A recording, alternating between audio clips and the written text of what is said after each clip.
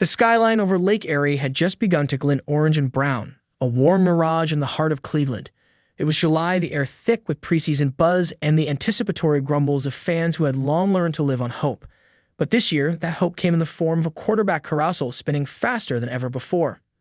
At the center of it was a name etched in bold headlines and high expectations.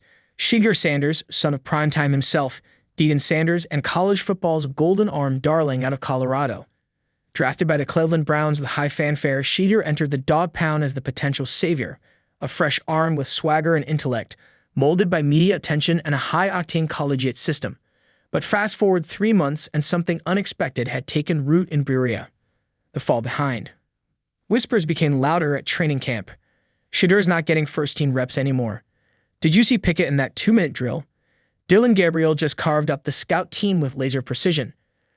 Kenny Pickett, the former Pittsburgh Steelers starter turned Browns backup, had the look of a man reborn. Cut loose by his old team, Pickett was playing with a chip the size of the Allegheny River. And Dillon Gabriel, the nimble, ambidextrous playmaker from Oklahoma, had found unexpected traction as the wild-card quarterback in a system that demanded creativity. Meanwhile, Shedeur was adjusting. It wasn't that he was bad. It was that he wasn't great, at least not yet. His reads were half a beat slow. His timing off just enough to miss windows that closed faster in the NFL than they ever did in the Pac-12. The lights were brighter, the edge rushers hungrier, and the pressure, both on the field and from a watchful media, unrelenting. I expected him to dominate, one anonymous assistant coach muttered during an interview with a local podcast. But this isn't Boulder anymore. The complexity of fit, the problem wasn't Shedeur's mechanics. It wasn't even his leadership, which remained commendable. It was the scheme.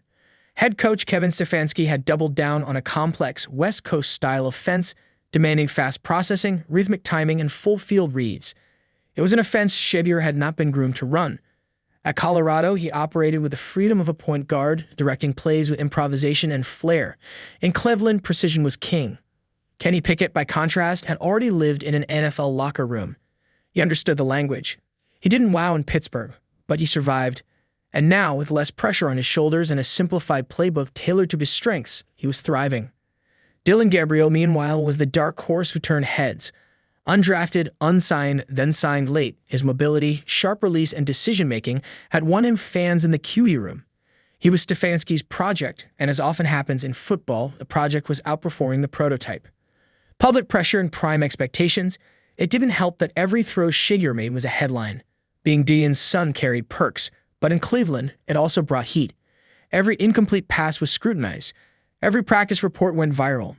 Is Shedeur Sanders a bust was already trending by the second preseason game. Deion, never the showman, but also the protector, flew in for week 2 of the preseason. Cameras followed him as he stood stoically behind the Browns bench, sunglasses on, fists clenched. Shedeur threw a pick-6 that night. Twitter exploded. In the press conference after, Shedeur handled it like a pro. "I'm here to work," he said. "I've been counted out before. This doesn't faze me." But behind closed doors, the young quarterback was wrestling with doubt, not fear, just the harsh reality that nothing in the NFL is guaranteed. Stardom doesn't transfer. Pedigree doesn't shield. You have to earn everything. The locker room lean, veterans on the team respected Shedeur. Amari Cooper said he carried himself with professional maturity. Nick Chubb, recovering from injury, took time to encourage him after practices. Myles Garrett, a vocal leader, reportedly told him, "You belong here. You just got to take it." But in the locker room, football hierarchy is built on performance, not potential. Players began to take note of who moved the chains in practice, who responded to the blitz, who rallied the huddle when things broke down. And increasingly, those players were Kenny and Dillon. One unnamed defensive back noted, "Pickett's been surgical. Gabriel's slippery.